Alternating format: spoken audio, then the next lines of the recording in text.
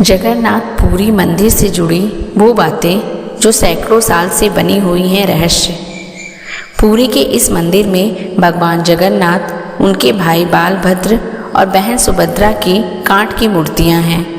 लकड़ी की मूर्तियों वाला ये देश का अनोखा मंदिर है।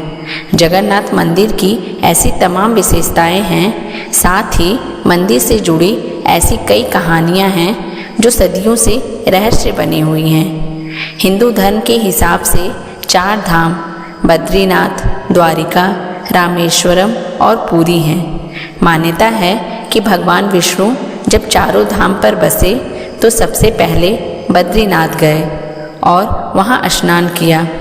इसके बाद वे गुजरात के द्वारिका गए और वहां कपड़े बदले। द्वारिका के बाद उड़ीसा के पुरी में उन्होंने भोजन किया और अंत में तमिलनाडु के रामेश्वरम में विश्राम किया। पुरी में भगवान श्री जगन्नाथ का मंदिर है। मंदिर से जुड़ी एक मान्यता है कि जब भगवान कृष्ण ने अपनी देह का त्याग किया और उनका अंतिम संस्कार किया गया तो शरीर के एक हिस्से को छोड़कर उनकी पूरी देह पंच तत्व में विलीन हो गई।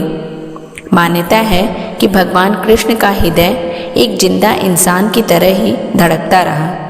कहते हैं कि वो दिल आज भी सुरक्षित है और भगवान जगन्नाथ की लकड़ी की मूर्ति के अंदर है। जगन्नाथ पुरी मंदिर की तीनों मूर्तियां हर 12 साल में बदली जाती हैं। पुरानी मूर्तियों की जगह नई मूर्तियां स्थापित की जाती हैं। मूर्ति बदलने की इस प्रक्रिया से जुड़ा भी एक रोचक हिस्सा है। जिस वक्त मूर्तियां बदली जाती हैं तो पूरे शहर में बिजली काट दी जाती है। मंदिर के आसपास पूरी तरह अंधेरा कर दिया जाता है। मंदिर के बाहर CRPF की सुरक्षा तैनात कर दी जाती है। मंदिर में किसी की भी एंट्री पर पाबंदी होती है। सिर्फ उन पुजारियों को मंदिर के अंदर जाने की इजाज़त होती है जिन्हें मूर्तियां बदलनी होती हैं। पुजारी की आंखों पर भी पट्टी बांधी जाती है। हाथों में ग्लव्स पहनाए जाते हैं। इसके बाद मूर्तियां बदलने की प्रक्रिया शुरू होती है। पुरानी मूर्तियों की जगह नई मूर्तियां लगा दी जाती हैं, लेकिन एक ऐसी चीज है जो कभी नहीं बदली जाती। ये है ब्रह्म पदार्थ। ब्रह्म पदार्थ को पुरानी मूर्ति से निकालकर नई मूर्ति में लगा दिया जाता है। क्या है ये ब्रह्म पदार्थ? ये ब्रह्म पदार्थ क्या है, इसके बारे में आज तक कोई जानकारी किसी के पास नहीं है। बस कुछ किस्से हैं जो मूर्तियां बदलने वाले पुजारियों से सुनने को मिले हैं। ये ब्रह्म पदार्थ हर 12 साल में पुरानी मूर्ति से नई मूर्ति में बदल दिया जाता है, लेकिन मूर्ति बदलने वाले पुजारी को भी नहीं पता होता कि वो क्या है। मान्यता है कि ये ब्रह्म पदार्थ को अगर किसी ने देख लिया तो उसकी मौत हो जाएगी। कहा यह भी जाता है कि अगर इस पदार्थ को किसी ने देख लिया तो सामने वाले के शरीर के चिथड़े उड़ जाएंगे। एक हिस्सा ये है कि इस ब्रह्म पदार्थ को हमेशा श्री कृष्ण से जोड़कर देखा जाता है। मूर्ति बदलने वाले कुछ पुजारियों ने बताया है कि जब ब्रह्म पदार्थ पुरानी मूर्ति से निकालकर नई मूर्ति में डालते हैं तो हाथों से ही ऐसा किया जाता है। उस वक्त ऐसा लगता है कि हाथों में कुछ उछल रहा है, जैसे खरगोश उछल रहा हो। कोई ऐसी चीज है जिसमें जान है, क्योंकि हाथों में दस्ताने होते हैं, इसलिए उस पदार्थ के बारे में ज़्यादा एहसास नहीं हो पाता।